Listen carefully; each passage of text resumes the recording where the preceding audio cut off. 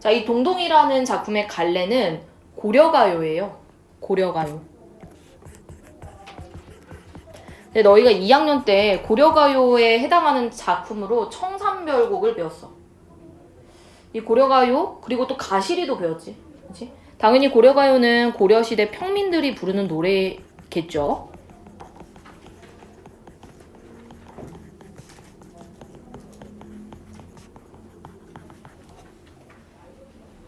고려시대 평민들이 부르다 보니까 작품의 주제 자체가 평민들이 좋아하는 주제가 있을 수밖에 없어. 당연히 그러면 사랑이나 이별 혹은 삶의 애환 같은 주제가 많겠죠. 이 동동이라는 작품은 그 중에서도 사랑 이별과 관련이 있다고 생각하면 됩니다. 근데 이 고려가요가 특징적인 게 있어. 혹시 가시리의 후렴구 기억나요? 위증질과 태평성대거든? 거기서 기억나는 거 없어? 그렇죠. 그 가시리가 이별 노래인데 태평성대라는 나라의 태평을 기원하는 뜬금없는 말이 들어가는 건 이 고려가요라는 갈래 자체가 처음에 구전이 되다가 나중에 궁중소각, 즉 나라의 행사 때 부르는 노래로 편입이 돼요. 배경적인 썰을 얘기하자면 나라의 행사 때 사용할 노래가 필요한데 없는 거야. 그래서 중국에서 노래를 따와요. 근데 가사가 없어. 그래서 그 가사를 저작거리에 나가서 평민들이 부르는 노래의 가사를 갖고 온 거지. 그런데 이게 음이랑 가사가 딱 안 맞다 보니까 여음구가 좀 많아질 수밖에 없었고 구전이 되다가 나중에 한글이 창제가 된 이후에 기록이 됩니다. 한글 창제 이후에 기록이 돼요. 굉장히 오랫동안 구전이 됐다라는 걸 우리가 확인할 수가 있는 거지.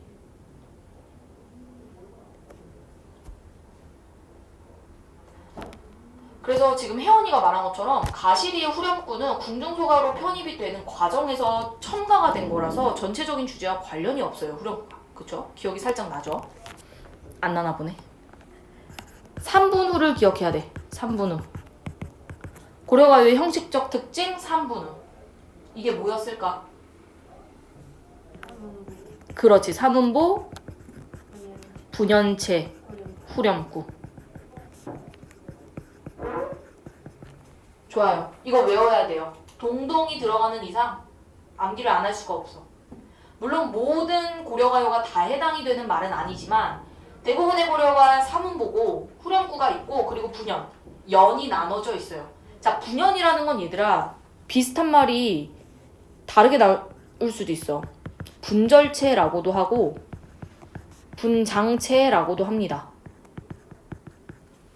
영광구였던 것 같은데 영광구가 고려가요가 한번 들어간 적이 있어. 그런데 애들이 학교에서 그걸 분연체라고 배운 거지.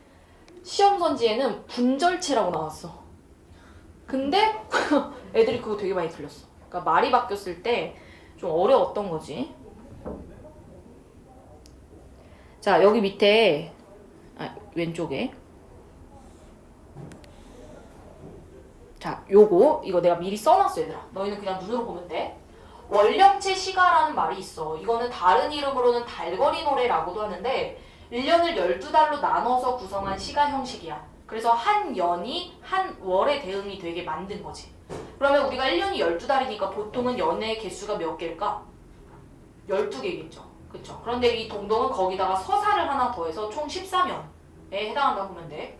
그러니까 1년을 12달로 나눠서 진행하다 보니까 자연스럽게 시의 내용에 그달의 자연, 그달의 기후, 그달의 명절, 혹은 풍습, 세시풍속 이런 게 반영이 될 수밖에 없어요.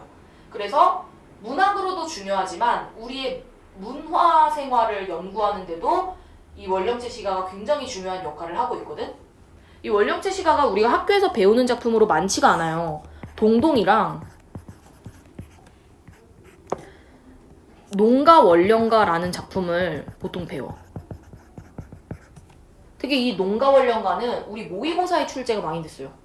정하규라는 사람이 지은 건데 이 정하규가 누구냐면 거중기 만든 사람 아들이야. 누구야? 정약용 아들이야.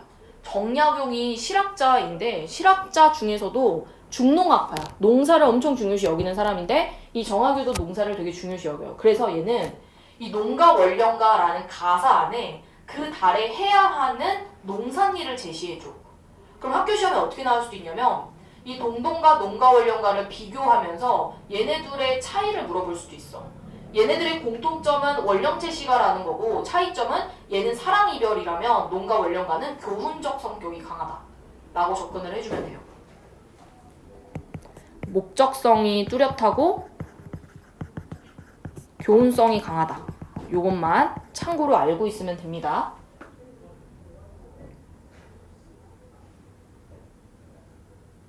자, 이 동동이라는 작품은 오른쪽에 내가 여기 표로 적어놨는데 이걸 먼저 잡고 가야 돼.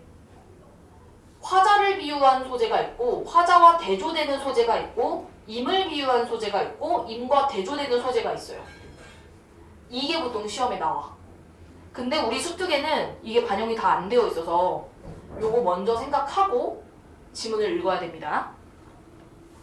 자, 한번 내려가 볼게. 해석 다 적혀 있으니까 너희는 그냥 눈으로 보면 되겠지? 근데 이 서사가 말이 좀 요상해. 덕이라는 건 뒤에 바치고 복이라는 건 앞에 바치고 덕이며 복이라 하는 것을 바치러 오십시오. 아으 동동다리 이렇게 가는데 여기를 우리가 서사라고 보거든? 근데 전체적으로 봤을 때 이 노래의 주제는 사랑이야. 근데 서사는 사랑과 지금 관련이 없어. 그래서 얘 또한 궁중소각으로 편입이 되는 과정에서 서사라는 이 일연 자체가 아마 첨가가 된 게 아닐까. 그럼 여기서 말하는 이 덕과 복을 바치는 대상이 아마 임금이겠죠. 임금한테 덕이나 복을 바치라는 이야기를 이렇게 넣은 걸 거야. 그래서 여기 내가 왼쪽에 써놨어.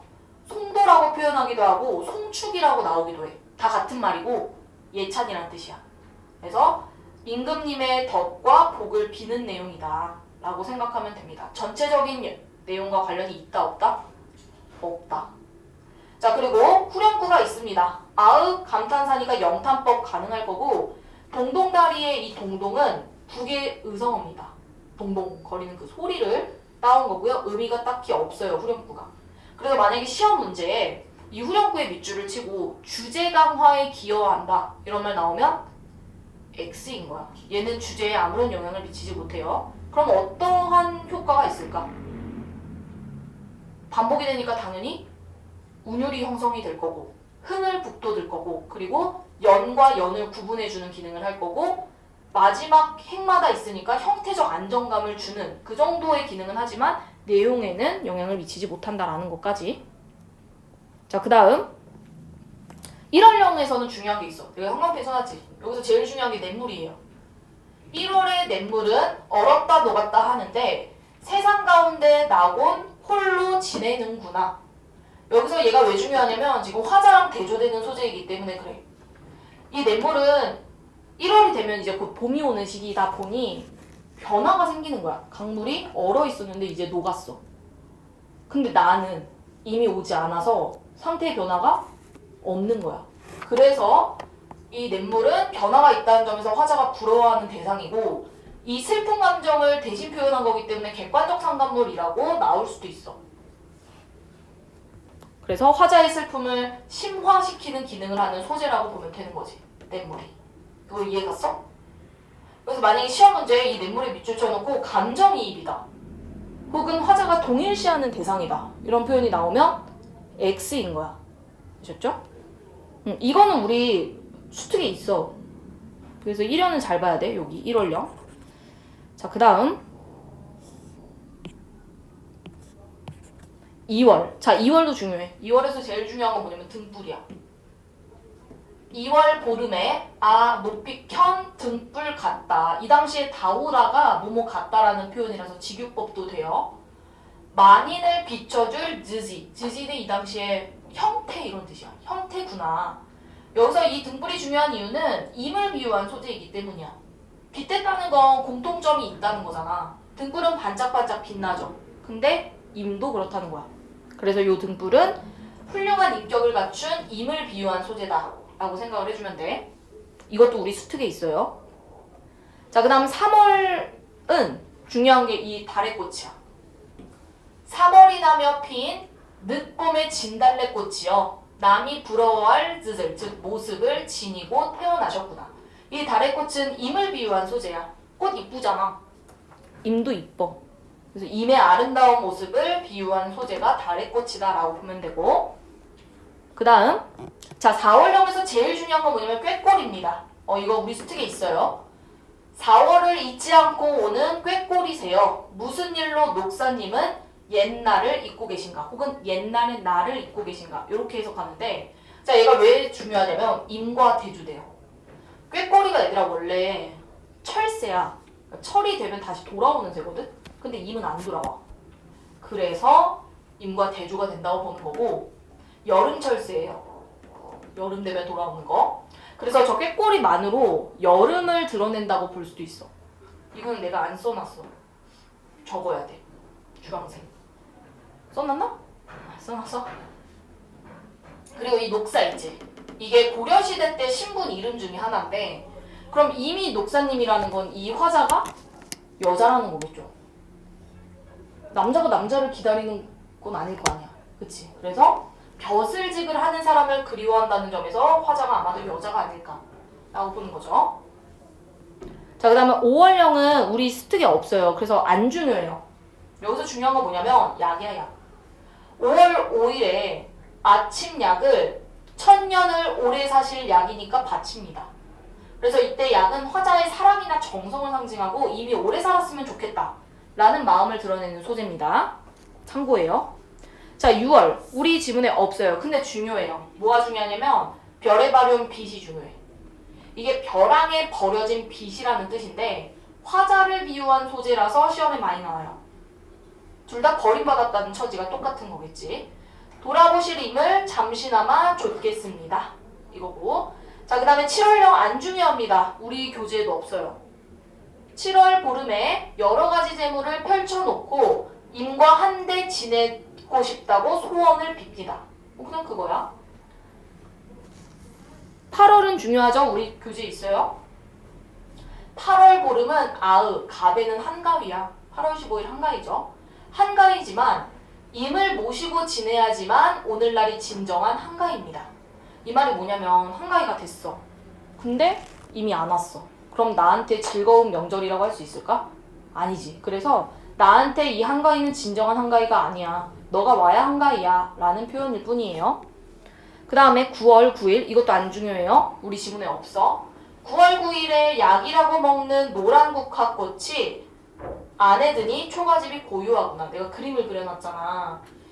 이게 실제 지금도 있는 지역이 있는데 중양절이라고 하고, 중양절이라는 절기 때 화전을 부쳐 먹는 풍습이 있었대, 우리나라에. 그걸 보여주는 거고, 이 노란 국화꽃은 쓸쓸함을 부각하는 객관적 상징물이라고 볼 수 있어. 왜냐? 나 혼자 쓸쓸하게 앉아있는데 꽃이 한 송이 띡 떨어지는 거지.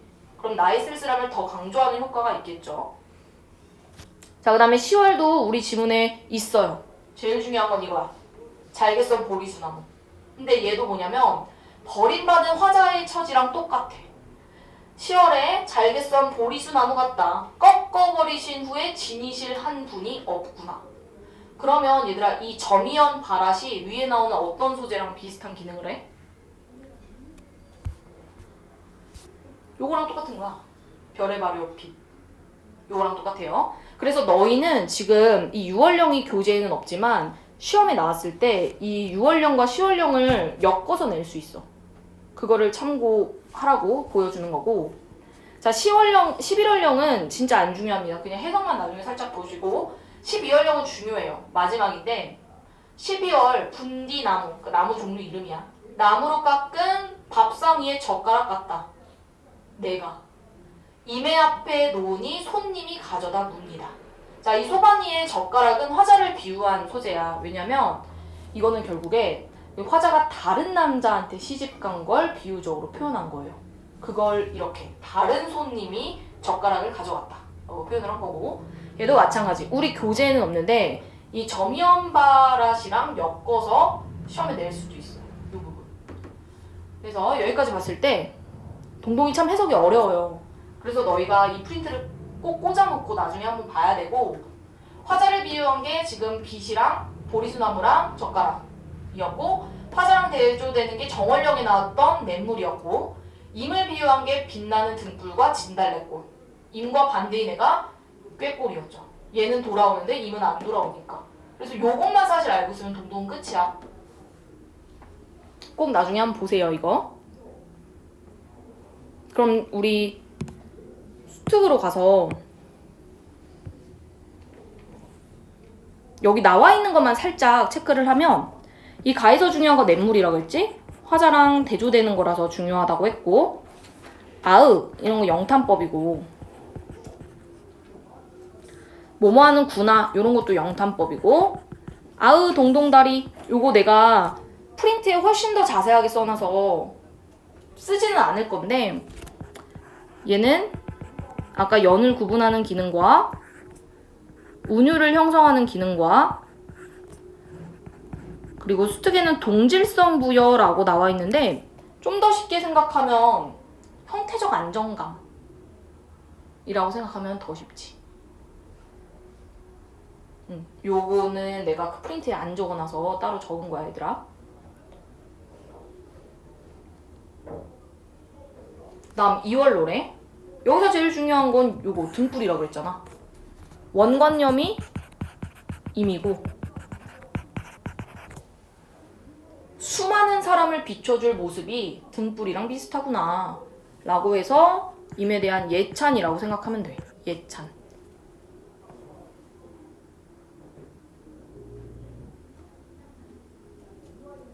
자, 그리고 4월 노래에서 제일 중요한 게 꾀꼬리새라고 그랬어요. 왜냐면 얘가 임과 대조된다고 했거든요. 꾀꼬리새는 여름철새고 계절감을 드러내는 소재이기도 하다고 얘기를 했었지. 무엇 때문에 녹사님은 옛 나를 잊고 계신가? 여성 화자임을 알 수 있는 거라고 우리 프린트에 써놔서 따로 안 적을게. 여기 보면은 의문형 어미를 사용을 해가지고 임에 대한 서운함을 드러내고 있다 라고 표현할 수도 있어요.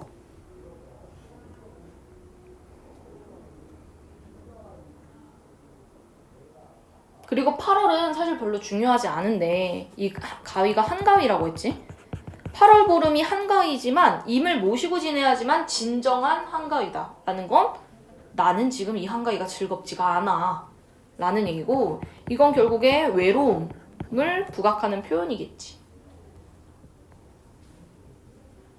다음 10월 노래에서 제일 중요한 건 이 보리수나무라고 얘기를 했어요. 왜냐면 이거 화자를 비유한 표현이어서. 버림받은 처지가 똑같다. 꺾어버리신 후에 지니실 분이 없다라는 건 내가 이제 임을 다시 만날 수 없다.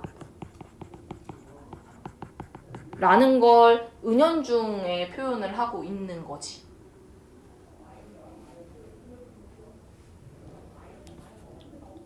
그래서 주제는 임에 대한 송축과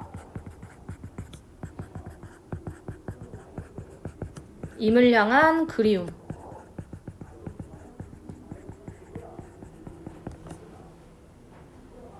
꼭 서사만 송축인 건 아니고 임을 예찬하는 비유적 소재들이 있었잖아요. 예를 들면 등불이나 진달래꽃 그런 데서 이제 송축이 드러난다고 볼 수 있고 전체적으로 14면인데 1연의 송축이 잘 드러나고 2에서 14면까지가 임을 향한 그리움이 잘 드러난다 라고 보면 돼.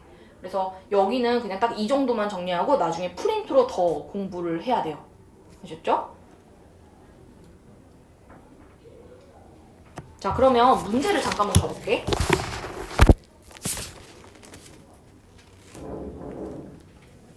응? A, B, A? A, B, C가 어디냐? 아, 4번 문제. 4번 잠깐만 가볼까요?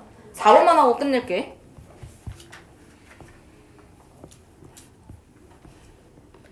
얼고자 녹고자 하는 냇물과 화자의 대비를 통해 이거까지 맞죠? 홀로 지내가는구나 라고 말하면서 화자의 결핍 상황 보여주지? 임과 함께 있지 못하는 게 이 화자의 결핍일 거 아니야. 2번 임의 모습을 사물에 빗대서 등불 같구나 라고 표현을 했어. 이걸 통해 임이 가지고 있는 그 인격의 훌륭함을 예찬하고 있는 것도 맞죠. 3번이 정답인데 가윗날이라는 상황과 화자의 처지를 대비하여 이건 그럴 수 있어. 왜냐면 사람들이 한가위라서 막 신났거든. 근데 나 외로워. 여기까지는 괜찮은데 임에 대한 사랑을 통해 슬픔을 극복하려는 의지를 드러낸다. 이게 아니에요. 이 작품은 그 어디에서도 슬픔을 극복하려는 의지가 나오지 않아. 그럼 이 표현 왜 썼냐? 자신의 상실감을 좀 더 부각하려는 의도로 이런 표현을 쓴 거지. 이걸 위해서 이런 표현을 쓴 게 아니라는 거야. 인과관계가 잘못됐다는 뜻이에요. 의지 같은 거 없습니다. 그냥 계속 슬퍼해, 처음부터 끝까지. 네, 그래서 오늘은 여기까지고 일요일에 나 작품이랑 계속 뒤에 이어서 쭉 나가도록 할게.